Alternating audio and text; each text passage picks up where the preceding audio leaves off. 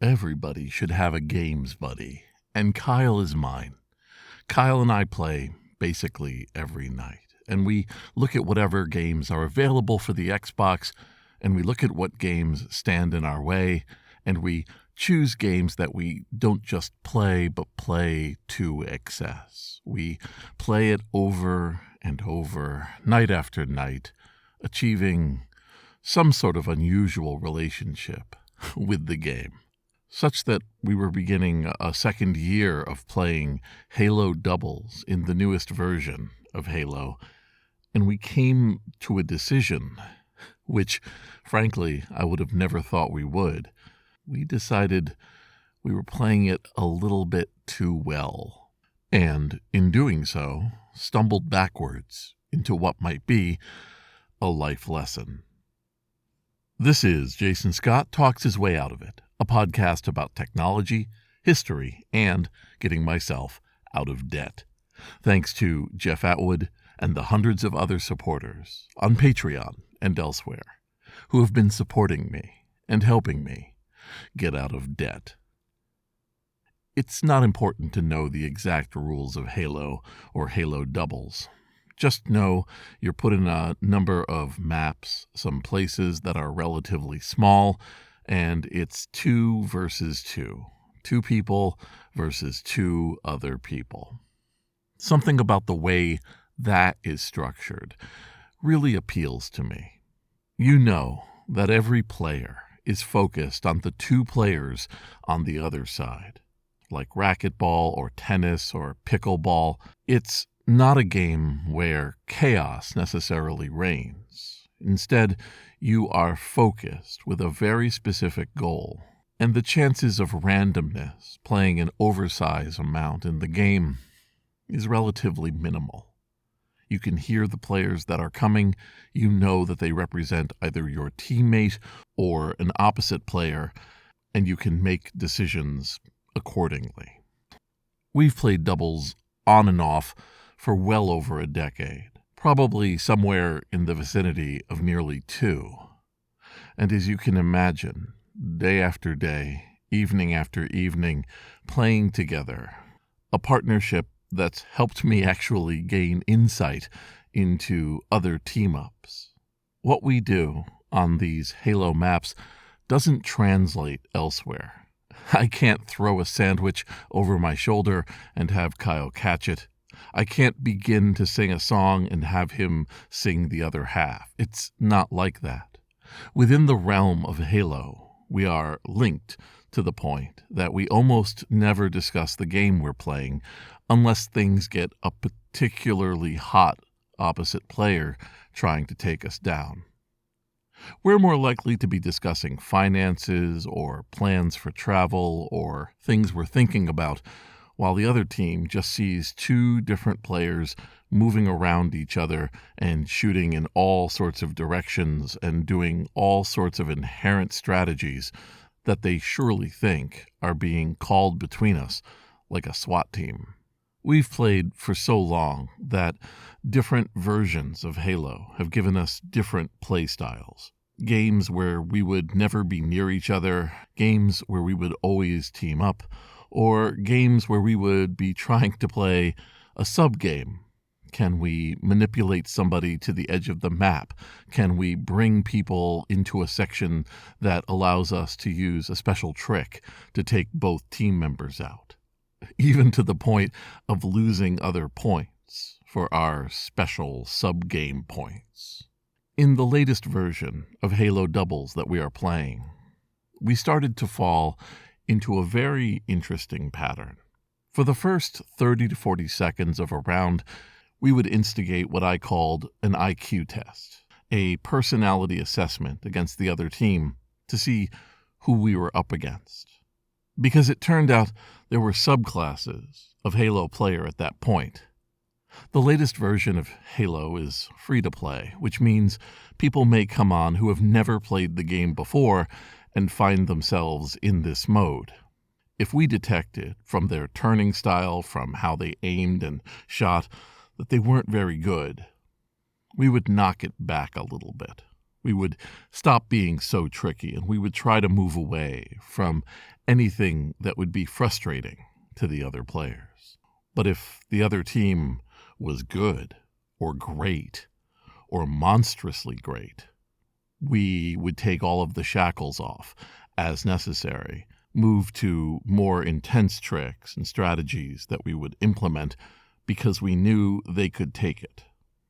Because the problem, you see, was the other team quitting. Literally, if a team started out and found out that the first 5 kills would come from our team only, and it was 5-0, many would quit. There's no penalty for quitting in the latest version of Halo. It doesn't affect your character's ranking. It doesn't affect their ability to play. It was easier just to press the off button. So we would have to make sure that the players wouldn't quit, that they thought they had a chance. Having the concerns of the mental health of your opponents on your mind is probably the strongest indicator of where we had gotten to the current version of Halo. And it's important to note, we never thought of ourselves as particularly great players, as some sort of esports legends. We played the game for fun. We never got overly hung up on getting this rank or earning these achievements. We just simply played the game in a way that felt good about the challenge of throwing grenades or using the sniper or the hammer or whatever tool was the center power weapon for a level. But this latest round, for reasons we're not quite sure, and which we frankly spend a lot of time while playing the game speculating on, we just have a different crop of player. People who seem to be struggling with the controls, probably as a result of it being free to download, but also players who we can tell are very good, extremely focused, who can snipe you if they spy you anywhere on the map. But then we start playing them. If you have a player who is playing at an expert level and they get a few good hits in, all one has to do is hide, move out of sight, and wait. Because a lot of these players, psychologically, need to do hit after hit, to be in a constant state of panic or alert or heightened awareness, going after the other team. And if you take that constant influx of dopamine and remove it for 2 to 3 minutes, they play worse. We've watched this happen. The game has a stats page at the end of each round where you can look at the actual playing stats of the other players. According to the latest version of Halo, we've played a little less than 900 games together. And we will go up against players who have played 20,000 times and ruined them, and watch them panic and get furious and start using a technique that we have a counter for. And we win the game, sometimes by a very close margin, and you can sense the anger on the other side. At some point, we started to really look at how we were playing, and we realized that we were winning 6 or 7 out of every 8 games we were playing. Enough that it was a surprise when we lost. Or we were playing levels where we were trying some sort of trick, some sort of humorous thing over and over. Playing, in other words, a game different than the game we were playing, and then we might lose. But taking those out of the mix, we were always winning. We were winning constantly. Our evening sessions were logging in together, talking, and then winning at Halo. Again and again. So we stopped. We found out that a reboot of an old version of a Battle Royale map in Call of Duty Warzone was coming back, and we decided, let's go there. Let's go play that. And let me tell you, when you have 150 players to worry about instead of 2, you die quick. You die often. and you die in a pool of sweaty, angry frustration. And for the first few weeks, I found myself doing something that I hadn't done for a long time in Halo, shouting at the screen, at my controller, at the other players, a bunch of profanity, furious that I was losing, that I was being shot, that I thought I had everything together, but I didn't account for exposure to snipers, and I would get hit, and the game was over. And I was fuming at this.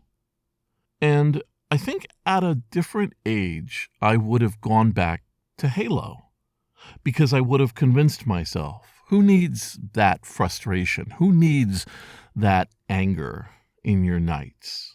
Why not go back to the shooting and pleasant manipulation of the psychological profiles of expert players in Halo doubles? But we haven't, because I realized that what I was experiencing was not a real fury or a unjust experience. I was learning.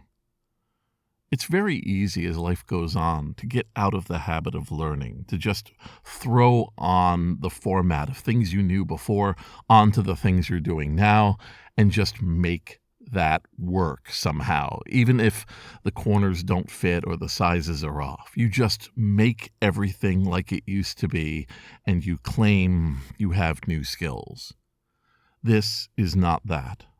This is the frustration of the hard edges of learning a new engine, learning a new manipulation of objects and understanding strategies, and finding your place in it. Experimentation, teamwork, discussion, our party chat, which previously was 100% other things in life, now has a pretty significant portion of discussion of how to approach things, of pointing things out on the map, and taking on what I guess the kids call strategy? Actual strategy, not just the mind link of two people playing in a team that was polished to an obsidian finish, but learning as we go. So, what we have happening changes by the night. We have good nights, we have terrible nights, we have awful nights, nights where nothing wins. We have 3 short, very unpleasant games, and then we stop. But other times, everything clicks. We have an awareness of what we want. We decide that we want to take on different challenges. Sometimes I make a mistake or he makes a mistake, and we talk about how we could have done better, or even more importantly, where nothing could have been done. Such it is that out there in Halo World are players playing other players, unaware that the storm has passed, that the terrible monsters that make them scream at their own screens in the night are not available, are out to lunch, are on a retreat. And maybe what I've learned from this is that there are still some things out there in the world that I'm going to need to learn. This is Jason Scott Talks His Way Out of It. Thanks to James Bekoyanu, Ernie Hershey, Michael Rubin, Dilip Reddy, Sean Kelly, Trixie the Cat, Joey Mink, Martin, Symbionts, Benjamin Guts, David Fisher, and Anonymous, along with the hundreds of other supporters on Patreon and elsewhere who have been supporting me and helping me get out of debt. I still love the idea of 150 people ending up on a map and fighting until there's only one person or one group of people at the end. Battle Royale, after all these years, has a second lesson for me, which is just when you think you have full awareness of all there could be, you learn another thing that captures your curiosity.